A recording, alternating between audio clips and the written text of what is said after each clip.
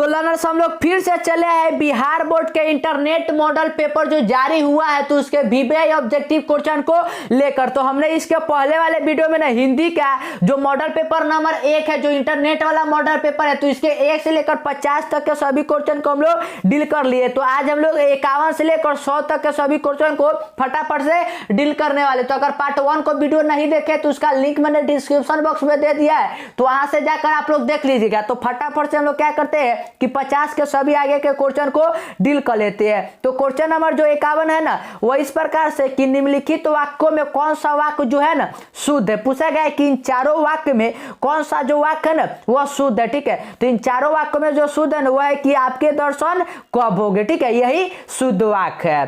Question number 52 की ओर बढ़ते तो 52 इस प्रकार से है कि हाथ साफ करना मुहावरे का सही अर्थ क्या है। हाथ साफ करना ये तो बहुत इजी क्वेश्चन है, मतलब होता है कि चोरी करना। हाथ साफ करना मतलब चोरी करना। तो right answer option number C हो जाएगा। क्वेश्चन नंबर 53 की ओर बढ़ते हैं तो 53 है कि निम्नलिखित शब्दों में कौन सा शब्द शुद्ध है। पूछा गया है कि इन चारों में से जो कौन सा शब्द है ना वह हितैषी का तो पूछा गया है कि शुद्ध है, मतलब कि शुद्ध कौन सा शब्द है। ठीक है, तो यहाँ पर जो शुद्ध शब्द है ना वह हितैषी। ठीक है, ऑप्शन नंबर सी हो जाएगा। क्वेश्चन नंबर 54 की ओर बढ़ते हैं तो 54 इस प्रकार से है कि अतिम में पूछा गया कि कौन सा प्रत्यय है। तो प्रत्यय कौन सा होता है, प्रत्यय वो होता है जो शब्द के लास्ट में है। तो अतिम तम लास्ट में आ रहा है ना तम, तो इसका राइट आंसर हो जाएगा तम। क्वेश्चन नंबर 55 की ओर बढ़ते तो 55 इस प्रकार से है कि अष्टाध्यायी में कौन सा समास है। पूछा गया कि जो अष्टाध्यायी है ना तो अष्टाध्यायी में कौन सा समास है। तो अष्टा मतलब 8, तो इसमें समास कौन सा हो जाएगा तो दीर्घ समास। तो right answer option number A हो जाएगा। क्वेश्चन नंबर 56 की ओर बढ़ते तो 56 इस प्रकार से कि भारत में बेरोजगारी का एक प्रमुख एवं प्रत्यक्ष कारण क्या है। ये तो आप लोगों को चैप्टर नंबर 1 जो है ना आप लोगों का उसी से रिलेटेड है जिसके लेखक भीमराव अम्बेडकर जी है। तो भारत में बेरोजगारी का जो प्रमुख कारण है वह क्या बताते हैं तो वह बताते हैं जाति प्रथा। तो right answer option number C हो जाएगा। क्वेश्चन नंबर 57 की ओर बढ़ते तो 57 है कि पेड़ का कमरा किसकी रचना है। पूछा गया है कि जो पेड़ का कमरा है ना यह किसकी रचना है। तो यह किसका रचना है तो मछली के लेखक कौन है तो आप लोग कहिए कि विनोद कुमार शुक्ल जी। तो पेड़ का कमरा के भी रचनाकार वही है विनोद कुमार शुक्ल जी। तो right answer option number A हो जाएगा। क्वेश्चन नंबर 58 की ओर बढ़ते तो 58 है कि बी आर नारायण ने किस कहानी का अनुवाद किया है। पूछा गया कि जो बी आर नारायण जी है ना तो उन्होंने किस कहानी का अनुवाद किया है। तो दही वाली मम्मा जो पढ़ते हैं ना तो उसी का अनुवाद किया है। तो right answer option number B हो जाएगा। और क्वेश्चन नंबर 59 जो है ना वो 59 इस प्रकार से है कि कवित्री अनामिका का जन्म कब हुआ था। जो कवित्री अनामिका है ना अक्षर ज्ञान के कवित्री, तो पूछा गया कि उनका जन्म कब हुआ है। तो उनका जन्म मैंने बार बार आप लोगों को क्वेश्चन आंसर करवाते समय बताया है कि उनका जन्म हुआ था 1961 ईस्वी में। तो right answer option number A हो जाएगा। और क्वेश्चन नंबर 60 की ओर बढ़ते ना तो 60 इस प्रकार से है कि घनानंद की भाषा क्या है। जो घनानंद जी थे तो घनानंद जी की भाषा क्या था यही पूछा गया है। तो इनकी भाषा भी ना बहुत ज्यादा चर्चे में रहने वाला, तो ये बार बार पूछा जाता है। तो इसका भाषा जो था ना याद रखिए कि ब्रज भाषा था। क्या था ब्रज भाषा। तो right answer option number B हो जाएगा। और ये सभी क्वेश्चन ना बहुत ही ज्यादा वीवीआई है क्योंकि ये इंटरनेट वाला मॉडल पेपर है। तो सभी क्वेश्चन को आप लोग अच्छी तरह से याद करते चलिए और चैनल पे नहीं तो चैनल सब्सक्राइब भी कर लीजिएगा। क्वेश्चन नंबर 61 की ओर बढ़ते हैं ना तो क्वेश्चन नंबर 61 इस प्रकार से है कि किसके अनुसार सेनों के सिद्धांतों को भी बदल दिया था। किसके अनुसार जो है ना वह सेनों का पूछा गया कि सिद्धांत भी बदल दिया गया था। तो खोखा जो था ना आप लोगों ने 20 के दांत पढ़ा होगा, तो खोखा के अनुसार तो ही। तो right answer option number B हो जाएगा खोखा के अनुसार। क्वेश्चन नंबर 62 की ओर बढ़ते तो 62 इस प्रकार से है कि दारिश नामक सोने के सिक्कों से भरा हुआ घड़ा किसे मिला था। जो दारिश नामक सोने का सिक्का था तो ये भी मैंने आप लोगों को नागरी लिपि जब चैप्टर करवाया था तो उसमें भी और लगातार आप लोगों को मिक्स क्वेश्चन में भी करवाया था कि किसको मिला था। तो ये मिला था वॉरेन हेस्टिंग को। किसको वॉरेन हेस्टिंग को। तो right answer option number C हो जाएगा। क्वेश्चन नंबर 63 की ओर बढ़ते तो 63 है कि ढहते विश्वास किस भाषा से अनुदित है। जो ढहते विश्वास कहानी है तो पूछा गया है कि यह जो है ना वह किस भाषा से अनुदित है। ठीक है, तो यह किस भाषा से है, तो यह उड़िया से यानी ओडिशा से है। तो right answer option number C हो जाएगा उड़िया। क्वेश्चन नंबर 64 की ओर बढ़ते तो 64 इस प्रकार से है कि दूर चट्टानों की ठंडी गोद में किस कवि की पंक्ति है। यह पूछा गया है कि जो यह पंक्ति है कि दूर चट्टानों की ठंडी गोद में, जो यह कविता की पंक्ति है तो यह कौन सी कविता की पंक्ति है। ठीक है, तो इसके कौन सा मतलब कि रचनाकार है, तो इस कौन से है, तो याद रखिए कि यह रेनन मारिका रिलकेत के। तो right answer option number D हो जाएगा। क्वेश्चन नंबर 65 की ओर बढ़ते हैं तो 65 इस प्रकार से है कि जीवनानंद दास की किस कविता को प्रबुद्ध आलोचकों द्वारा रविंद्रोत्तर युग की सर्वश्रेष्ठतम प्रेम कविता की संज्ञा दी गई है। जीवनानंद दास की वह कौन सी कविता है ना जिसके आलोचकों द्वारा जो है ना कि वो श्रेष्ठतम प्रेम कविता का मतलब कि दिया गया है उसे। ठीक है, तो यह कौन सा कविता है यही पूछा गया है। तो याद रखिए कि वनलता सेन है। ठीक है, तो right answer option number B हो जाएगा। क्वेश्चन नंबर 66 के बढ़ते हैं तो 66 है कि आध्यात्मिक शिक्षा से गांधी जी का क्या अभिप्राय। पूछा गया कि जो आध्यात्मिक शिक्षा होता है तो उससे गांधी जी का अभिप्राय क्या है। ठीक है, तो आध्यात्मिक जो शिक्षा होता है ना तो गांधी जी का जो मानना है ना कि यह हृदय का शिक्षा। ठीक है, हृदय का शिक्षा। तो right answer option number D हो जाएगा। आप सभी क्वेश्चन को याद करते चलिए और याद है तो बहुत ही अच्छी बात है। क्वेश्चन नंबर 67 की ओर बढ़ते तो 67 है कि अवनियोग के 19 दिनों के प्रवास के दौरान लेखक ने कितने गद्य की रचना की। जब अवनियोग गए थे लेखक तो पूछा गया कि उसके 19 दिनों में उन्होंने कितने गद्य की रचना किया था, यही पूछा गया है। ठीक है, तो उन्होंने कितने गद्य की रचना किया था, तो कुल 27 का किया था। कितना, 27 गद्य का। तो right answer option number A हो जाएगा। क्वेश्चन नंबर 68 की ओर बढ़ते हैं तो 68 इस प्रकार से है कि धरती कब तक घूमेगी किस भाषा से अनुदित है। धरती कब तक घूमेगी किस भाषा से अनुदित है, तो यह किस भाषा से अनुदित है, तो आप लोग कहिए कि जो यह है ना यह है राजस्थानी से। किसे है, राजस्थानी थे। तो right answer option number C हो जाएगा। क्वेश्चन नंबर 69 की ओर बढ़ते तो 69 तो बहुत ही कि पापाइती को कौन सा रोग था। पूछा गया कि जो पापाइती थी तो उसे कौन सा रोग था। तो ये बार बार मैंने आप लोगों को बताया और ये बार बार आप लोगों को एग्जाम में पूछा जाता है ये कौन सा रोग था, तो ये था मेनिंजाइटिस। तो right answer option number D हो जाएगा। क्वेश्चन नंबर 70 की ओर बढ़ते हैं तो 70 इस प्रकार से है कि वीरेन डंगवाल को किस कृति के लिए साहित्य अकादमी पुरस्कार मिला। वीरेन डंगवाल जी को पूछा गया कि कौन सा जो मतलब कि कृति था ना जिनके लिए उन्हें जो है ना साहित्य अकादमी पुरस्कार मिला था। तो याद रखिए कि दुष्ट चक्र में सृष्टा के लिए मिला था। तो right answer option number B हो जाएगा। क्वेश्चन नंबर 71 की ओर बढ़ते हैं तो 71 इस प्रकार से कि प्रदेश की विद्या पढ़ने का क्या परिणाम हुआ। प्रदेश की विद्या पढ़ने से हम लोग का दिमाग कैसा हो गया कि हम सभी का बुद्धि जो ना गया वह विदेशी हो गया। तो right answer option number B हो जाएगा, सबकी बुद्धि विदेशी हो गई। क्वेश्चन नंबर 72 की ओर बढ़ते हैं तो 72 इस प्रकार से कि नगर कहानी किस लेखक द्वारा रचित है। पूछा गया कि जो नगर कहानी है ना तो नगर कहानी के लेखक कौन है यही पूछा गया है। तो नगर कहानी के लेखक आप लोग कितने बार बताया गया और आप लोग कहानी में भी पढ़े कि सुजाता है। कौन है, सुजाता। तो right answer option number C हो जाएगा। क्वेश्चन नंबर 73 की ओर बढ़ते तो 73 है कि लेखक के अनुसार मनुष्य के नाखून किसके जीवंत प्रतीक है। पूछा गया है कि जो हमारा नाखून है ना मनुष्य का वह किसका है। तो सिंपल है, जो हमारा नाखून होता है यह किसको प्रतीत करता है, यह किसको प्रतीत करता है कि ये हमारे पास मतलब कि जो पीछे बीत गया है जो हम लोग मतलब कि जानवर से इसी को तो करता है। तो इसका right answer option number C हो जाएगा, पाशवी वृत्ति के।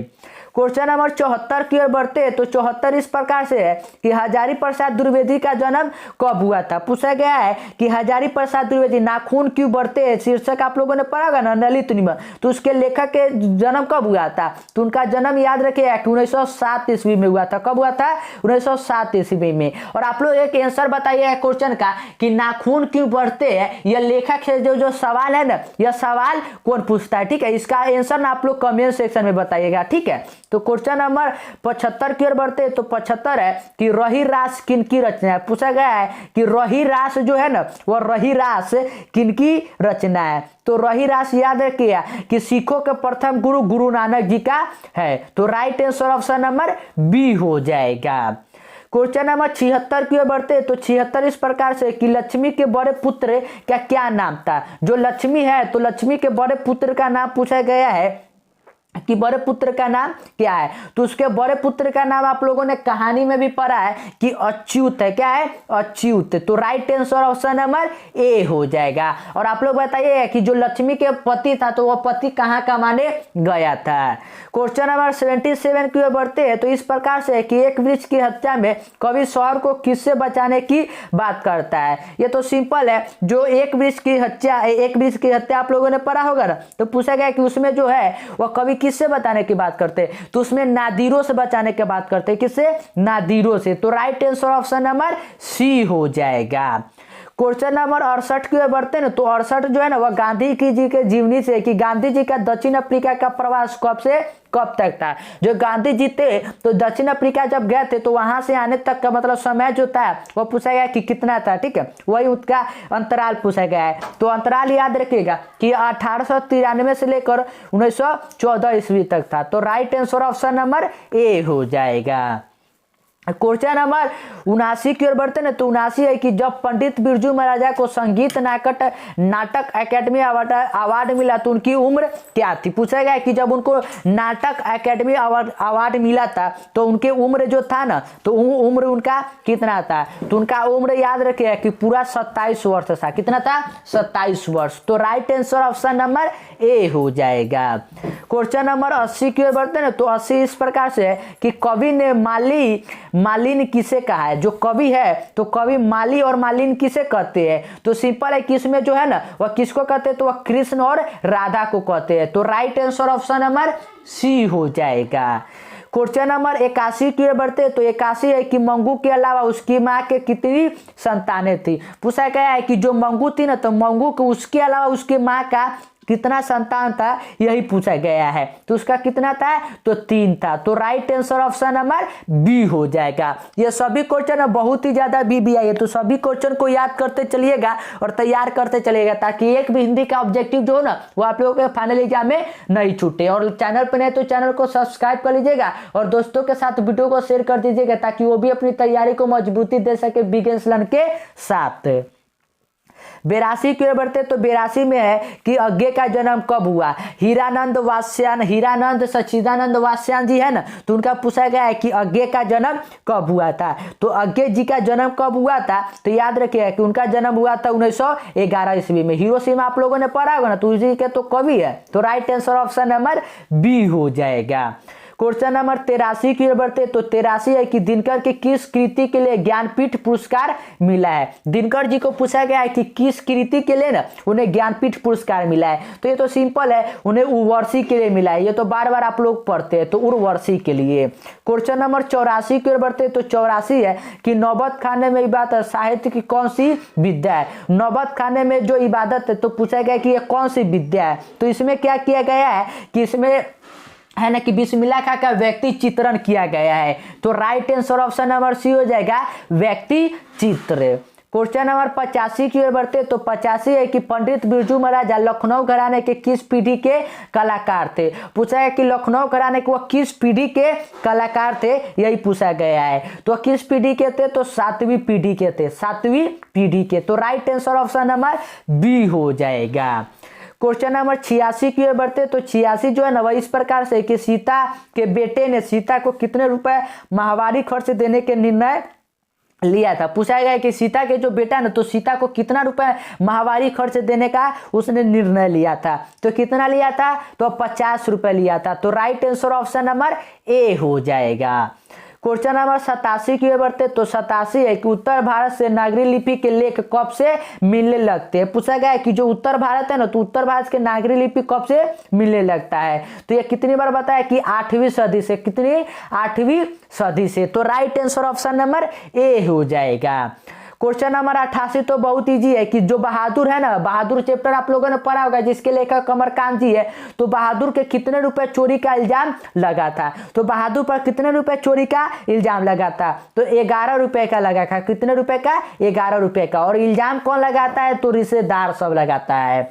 क्वेश्चन नंबर 89 की ओर बढ़ते हैं ना, तो 89 है कि भारत माता कविता में भारत का कैसा चित्र प्रस्तुत किया गया है? जो भारत माता कविता है तो पूछा गया है कि उसमें भारत का कैसा चित्र प्रस्तुत किया गया है, यही ठीक है। तो उसमें कैसा चित्र प्रस्तुत किया गया है? तो उसमें किया गया है यथातथ से, ठीक है, यथातथ या यथातथ। तो right answer option number C हो जाएगा। क्वेश्चन नंबर 90 की ओर बढ़ते तो 90 है कि जातीय असमिता की दृष्टि से इतिहास का प्रवाह कैसा है? जातीय असमिता की दृष्टि से पूछा गया है कि इतिहास का जो प्रवाह है ना वह कैसा है? तो कैसा है? तो यह है विच्छिन्न और अविच्छिन्न दोनों, अविच्छिन्न और विच्छिन्न दोनों। 91 की ओर बढ़ते तो 91 इस प्रकार से है कि लेखक के घर में मछली कौन खाता था? पूछा गया है कि इन चारों में से कि लेखक जो है ना, आप लोगों ने मछली शीर्षक पढ़ा हुआ कहानी, तो उसमें मछली कौन खाता है? तो उसमें क्या ना कि लेखक के पिताजी खाते हैं। तो right answer option number B हो जाएगा, पिता।